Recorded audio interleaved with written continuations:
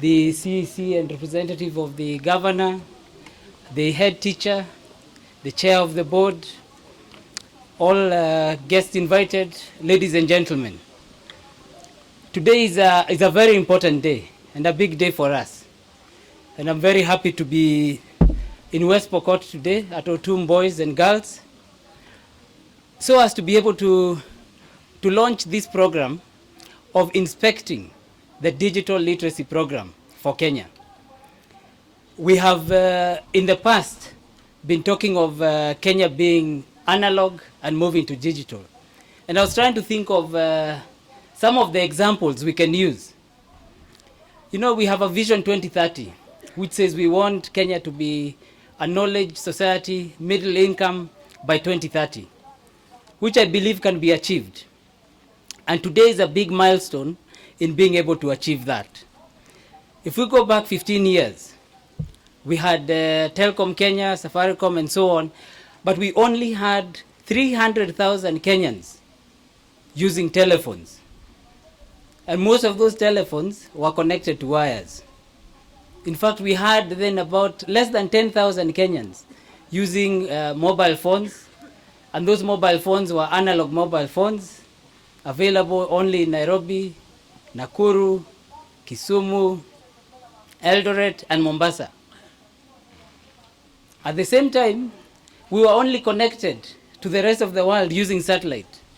If you remember, around Mount Longonot, there are some satellite dishes that look like mushrooms.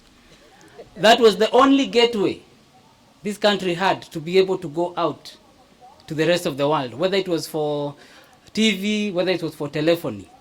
We were truly analog then. If we fast forward 15 years, a lot has changed. We have 4 cables, the fiber, submarine cables, that have landed, that are in Mombasa. Alongside that, we now have 37 million mobile subscribers. 37 million mobile subscribers from 300,000. At the same time, we've introduced new services. Now even on those mobile phones, we actually have mobile money. And there's over 30 million people using mobile money. M-Pesa, Airtel Money, Orange Money, Equitel, all this. So we have developed so much already in terms of moving digital.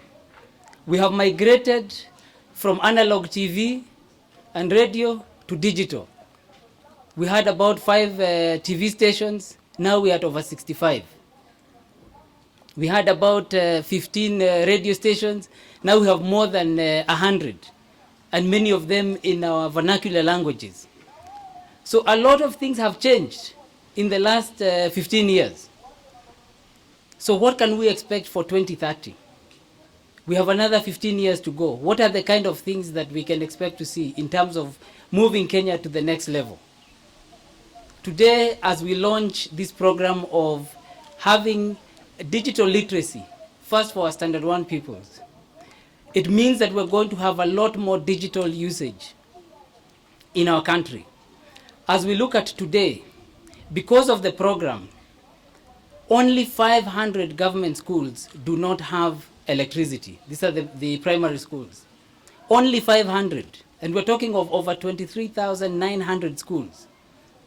This is a program where in the last 3 years, the government has put a lot of effort to make sure we have power.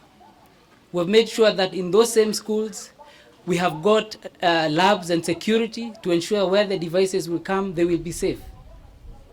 We've now trained over 70,000 teachers in ICT.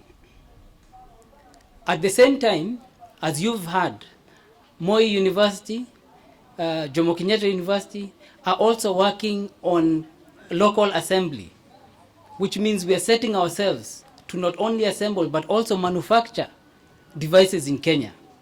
Remember, we moved from 300,000 to 37 million lines in 15 years.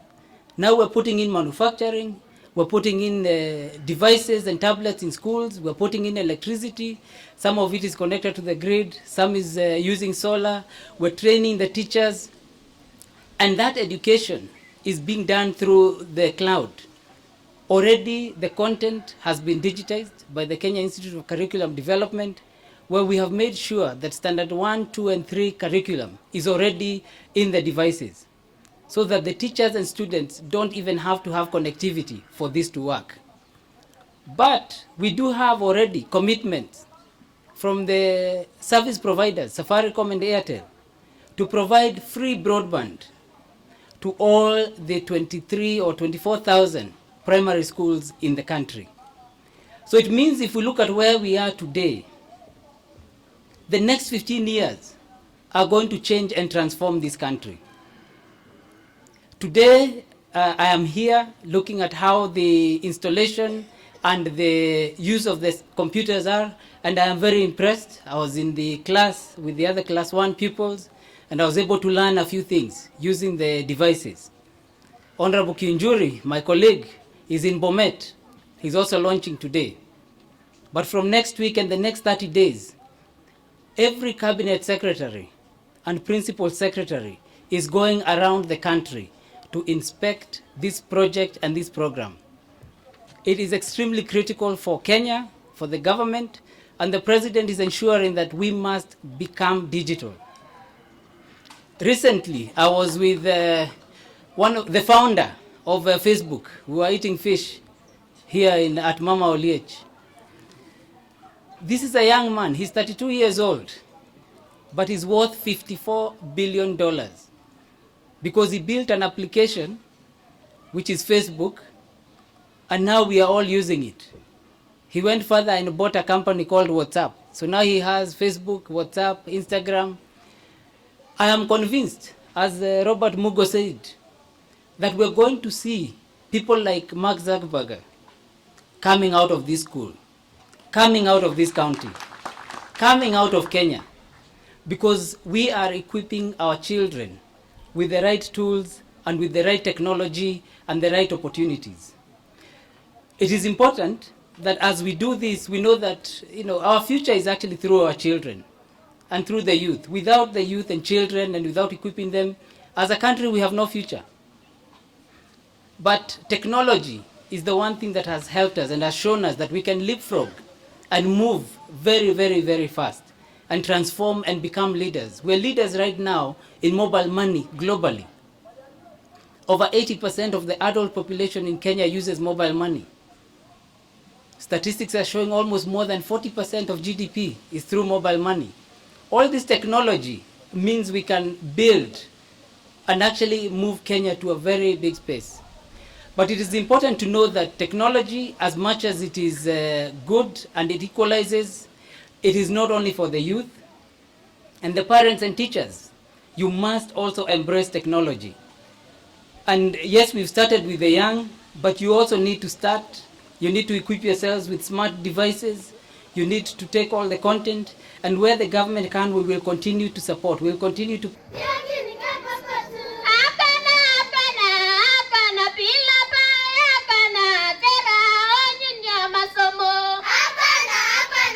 provide all the training, the education, and even infrastructure. But we cannot do everything, and you need to take charge and control. For the children, as they get access to the internet, as they get access to the devices, you need to ensure that they're secure and the things that they're working on are going to be fruitful. We're going to see a lot more development, and we expect a lot more development in the next 15 years. Once you use technology, you're able to import a lot of knowledge and experience from other markets and other countries, and you bring that here.